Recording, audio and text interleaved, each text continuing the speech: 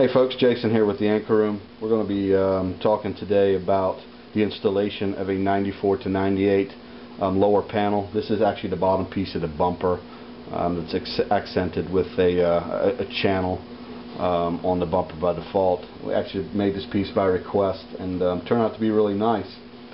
This installation video will serve purpose for both the carbon fiber material that has the air release channels as shown, as well as for the standard vinyl. We're actually going to show the entire installation video with the carbon fiber air release channels because between the two it's probably the more difficult installation. I'm going to talk briefly about the tools we're going to use for installing this piece. This is probably one of our favorites. It's a felt tipped squeegee. I guess obviously the reason it is such a popular favorite is because it is felt tipped and will ensure that we don't scratch the surface of the car as well as the material itself. This carbon fiber air release channel stuff will scratch just like any vinyl will. And we always tell people you really want to treat all this stuff like you would the finish on your car, which obviously also will scratch. In addition to the felt tip squeegee, we have a microfiber towel. Make sure it's a new clean one, once again to ensure that we don't scratch the surface of the material that we're installing. We also sell installation kits as well as just the felt tip squeegee if that's what you're interested in. The item right here in front of us has some detail to it. I want to point out exactly obviously why the detail is there and how to take advantage of it. The curvature, real obvious, it goes around the curves of the car at the bottom. This is really the detail that I'm referring to. If you look underneath the car, you'll notice that the bottom part of the bumper is held to the car by some supports. To be exact, there is 1, 2, 3, 4, 5 of them. They're approximately 3 3/4 inches wide. I just want to point out this piece real quick, that edge right there.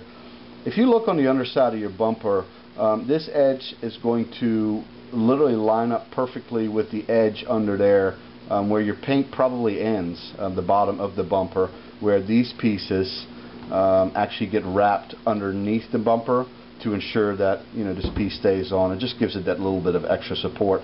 So really these are what we call the relief channels, the 5 that I mentioned earlier, and this is where you will find the actual bumper supports.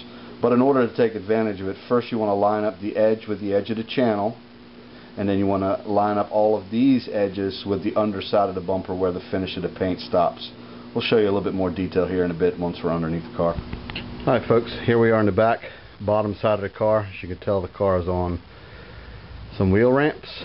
I'm going to point out some of the smaller features where we're going to align things as I mentioned before.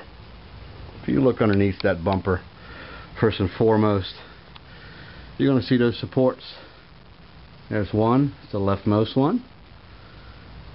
There's the second one, and then the center one, and then there's a 2 at the other end on the far side.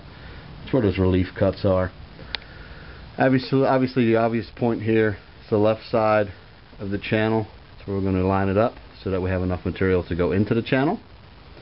And then that piece that I spoke about earlier, which is this finished painted edge on the underside of the bumper. We're going to line that up all the way across to make sure there's just enough material to sit up here in the lip. As mentioned earlier, we're going to use these 2 tools, which is a felt tip squeegee and the microfiber towel. Make sure that the entire bumper is cleaned off, as well as the underside where the vinyl will wrap around. Make sure it's clean, and then obviously that it's dry, and we'll go from there. Probably the most common question that I get from people is about the material itself, especially the people that have worked with vinyl before. They're, I guess, kind of surprised that this is an application that does not require any water or application fluid. It's because of the material. It's actually a dry release. It has air release channels, so in other words, any air that gets trapped underneath you'll work out with a squeegee. I also get a lot of questions, is this a job I can do by myself? It really depends on how much patience you have and how skilled you think you are. Honestly, it's pretty simple. You just simply remove the material from the backing paper as so. Please be careful when you do this, not to tear it. And then once you have it all removed, literally just lay it on the area where you're going to be installing it, and then we're going to adjust it multiple times to get it exactly where we're looking for. Alright, now I'm going to continue removing the material from the backing, and I wanted to capture this on video to show people that you know, it's something again that can be done with one person. That patience really is the only virtue you need to have, I guess, in order to get this piece on there right. And also obviously to show the whole dry release piece, that, you know, once you actually put this in place, that it is not permanent and that it can still be moved. So here's the entire piece hanging from my left hand. I'm actually going to just move it towards the car, and I'm just going to show you quickly what I'm talking about. I'm literally just laying the piece on the surface, and as you can tell, it sticks by itself.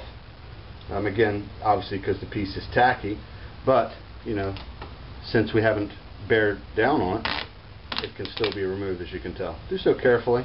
You know, we're trying to minimize any creases or scratches, but all there's to it now is, like I said earlier, lining up the channel and the bottom piece, and we'll have it in place in no time.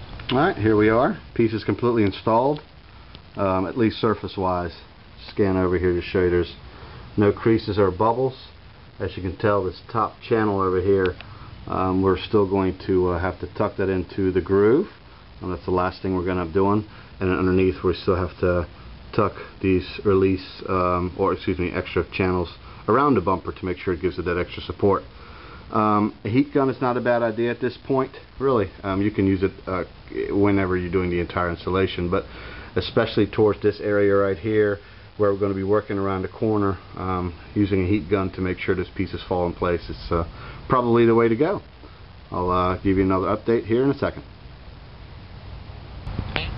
I figured I'd give you guys a quick show how the channel is going to fill up with the extra carbon fiber vinyl, to kind of give you an idea how it's going to work. I'm going to take that felt tip squeegee and literally just move it from the surface into the channel, and as you can tell, as soon as you press it in there, stuff just lays down because it's tacky. And then work you all the way around the bumper to get it in there nice, and take your time. Areas that have some curves, use the heat gun, get that material to conform to the curves, and you'll be done in no time. Thanks for your purchase.